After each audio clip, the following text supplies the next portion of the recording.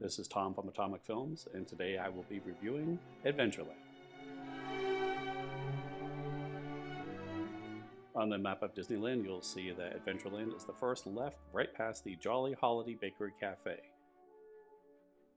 As you cross the bridge into Adventureland, you will notice that there will be a change not only in the foliage, but as well as the sounds and smells entering in. Yes, Disney actually does change the atmosphere as you're walking in. To the left of the bridge is the Tiki Juice Bar, as well as Walt Disney's Enchanted Tiki Room. This is a great place to rest during the day, as you can sit down and enjoy a show, as well as get a dole treat. A little history of Walt Disney's Enchanted Tiki Room is that it was initially supposed to be a restaurant. That's why there are some actually hidden bathrooms in that area. So if you find the restrooms across the way to be full, just know that there is a secret restroom in the Tiki Room. Located in the Tiki Room area is the Tiki Juice Bar, which is hosted by Dole. This is where you will need to mobile order your Dole Whip during the day. Now my understanding is that you will need to do this several hours in advance, because if you simply walk up, it is not available. Of note, if the mobile orders have run out, you can go to the Tropical Hideaway, which is further in Adventureland. However, the wait there can be close to an hour to get a Dole Whip. Once in the Tiki Room, you will have a 360-degree experience that is enjoyed by all, and is appropriate for all ages. There are several other advantages to this as well. It is a great place to take a break during the hot summer months. If you have small children that you feel need a rest during the day, this is also a great place to bring them. There is many animatronics that work very well. I would say this: if you have a child that is afraid of lightning, just know that near the end there is a significant lightning part of the show, so if your child does get scared of that, just be wary of that. Next in Adventureland, located between the Tiki Room and the Jungle Cruise, is the Tropical Hideaway. Now the Tropical Hideaway has single serving food, but also has a seating area. So you may enjoy this food, but just know that this is not entirely a full meal. There are animatronics as well as a view of the Jungle Cruise, so this is a much more children-friendly area when it comes to sitting and eating compared to other areas within Adventureland. I would recommend the ramen or the bao. I actually would recommend the bao more so, as there are three choices: the vegetable, which is very spicy, a lime chicken, as well as a beef, all three that are very good. And if you do eat enough, you can get full. As you proceed into Adventureland, on the right will be merchandise. Now, I am not a big fan of this merchandise because the t-shirts don't seem to be that great, and there seems to be more things like rain sticks and things that are, of course, more of a jungle origin. So if I was going to do merchandising, I'd probably do it more on Main Street USA. To the left will be the Jungle Cruise. Now, the Jungle Cruise is, of course, what I call a Disney staple. Basically, if you're going to Disneyland for the first time, you absolutely have to go on Jungle Cruise. It is a historical ride. The only issue I seem to have with it is that the quote-unquote dad jokes are usually done by much younger cast members. So even though they are very entertaining and they do a very good job, there's just a little part of me that feels that somewhat older adults should be doing these jokes. But whoever is doing it will do a good job. Overall, it is a good ride, and it is appropriate for children of all ages. Continuing on, you will come to the Bengal Barbecue. Now, the Bengal Barbecue, I feel, has the healthiest option of lunch that you will find within Disneyland, and it is the skewers.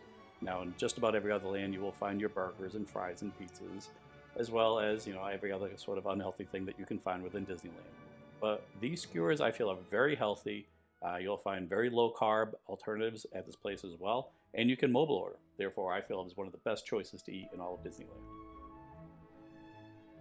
Next to the merchandising is the dining area, which is very nice because once you've picked up your order from Bengal Barbecue or your Dole Whip, there is significant seating in this area. Now, this is not the case in many of the other lands, so this is a particularly good part of Adventureland. Next is the main ride within Adventureland, and that is Indiana Jones Adventure. Now, this is truly an immersive experience, and Disney has done an excellent job with this ride.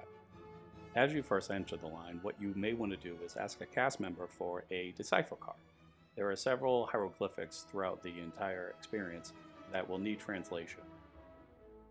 In the past, they readily handed these cards out. However, if you can't find one, I'm sure you can find a decipher card online. I feel this is valuable for those that will be waiting in line for a significant time frame. So if you do not have a Fast Pass or Genie Plus or whatever is coming out, what you'll need to do is, with this Decipher card, you can decipher all of the different riddles throughout. Also, you'll see things that say, don't pull, don't push. Well, of course, you absolutely want to pull and push, because you'll see that there is a actual animatronic that follows what you're doing. And we haven't even gotten on the ride yet. You will come to an area where you will get a film from one of Indy's old pals describing what you should do and not do, and of course, you should do it. And once the ride starts, you'll see it. It's a very entertaining ride, but I do find that for small children that the sounds are very loud, and they tend to cover their ears throughout the ride. So just know that smaller children may not have as much fun on this as, say, the larger adults. Moreover, I would wait until after this ride to go to Bengal Barbecue or get your Dole Whip. The seatbelt is located right around your stomach, and believe me, you do get tossed around on this ride. Lastly, this is one of the few main rides in which there is not a photo op at the end.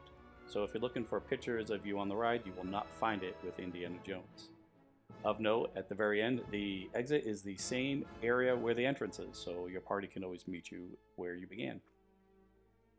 The final part of Adventureland is Tarzan's Treehouse. Now, I've always felt Tarzan's Treehouse was for those children that needed to run, run, run.